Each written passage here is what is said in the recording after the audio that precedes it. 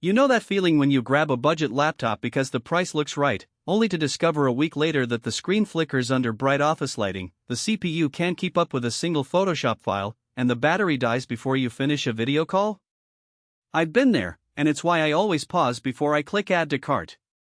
The ThinkPad P16 Gen 2 sits in that uneasy middle ground between a bargain bin notebook and a full-blown workstation, and the question is whether it actually bridges the gap or just adds another expensive disappointment to the pile.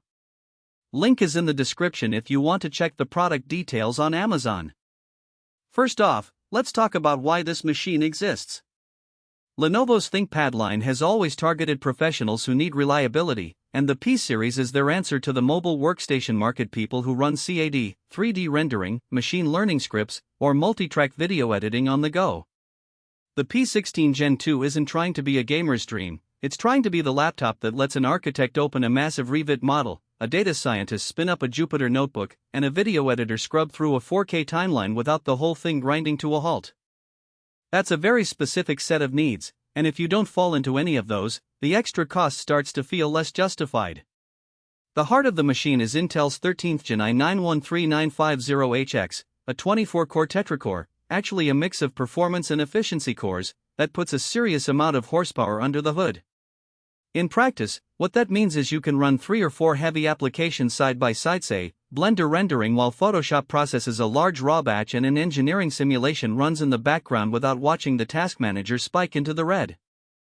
I tested that scenario on a similar configuration and the laptop held steady at around 75% CPU utilization, which is impressive for a portable chassis. For anyone whose workflow depends on multitasking, that core count isn't just a bragging right, it translates directly into less waiting time. Memory is the next practical concern. The 32GB of DDR5 RAM is soldered, so you can't upgrade later, but it's plenty for the workloads we've mentioned.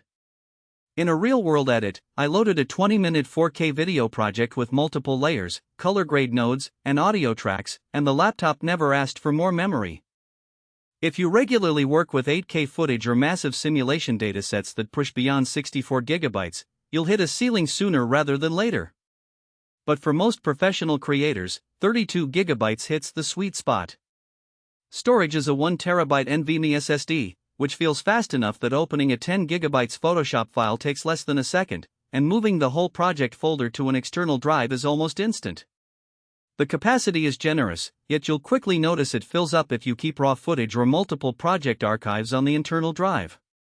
The good news is the P16 has a second M.2 slot, so you can add another SSD later. Just be aware you'll need to open the chassis, which isn't as simple as swapping a RAM stick on a desktop. Now, the display.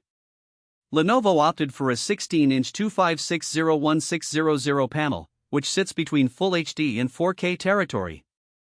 The extra vertical real estate is a blessing for CAD work because you get more of the drawing area without scaling everything down to unreadable pixels. Color accuracy, according to the factory calibration sheet, lands in the sRGB 95% range, which is decent for photo editing but falls short of the Adobe RGB coverage a dedicated color-critical professional might demand.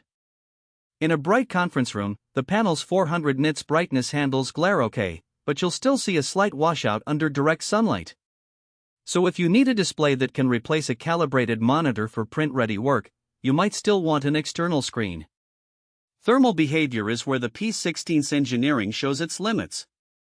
The i9 chip generates a lot of heat, and while the dual-fan system with vapor chamber does a respectable job, you'll feel the laptop warm under heavy load. In a 3-hour rendering session, the chassis settled around 85°C on the CPU hotspot, and the fans spun up to a noticeable whine. It's not a crash stop, but it does mean you'll want a cooling pad if you plan marathon sessions.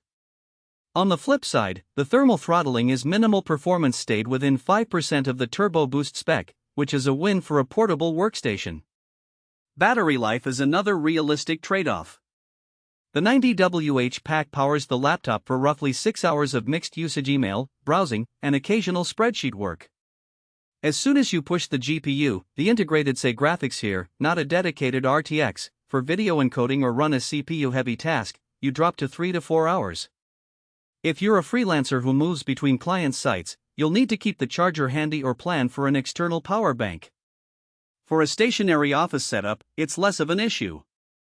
Who should buy this ThinkPad? If you're a mechanical engineer who needs to run SolidWorks assemblies that regularly exceed